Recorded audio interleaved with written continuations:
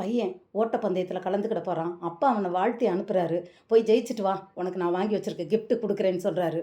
பையன் போகிறான், எவ்வளவோ போராடி தான் ஓடுறான். ஆனால் கடைசி நேரத்தில் அவனை முந்தி 4 பேர் ஜெயிச்சிடுறாங்க, போயிடுறாங்க.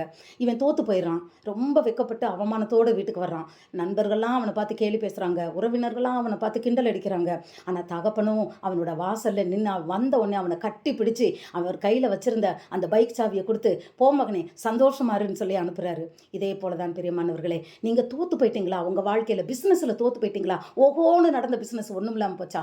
நல்ல வேலையில் இருந்தீங்க, உங்களை தூக்கிட்டாங்களா? படிச்சிருந்து உங்களுக்கு வேலை கிடைக்கலையா? முன்னால் நல்லா இருந்தீங்க, இப்போ கஷ்டப்படுறீங்களா? கவலைப்படாதீங்க.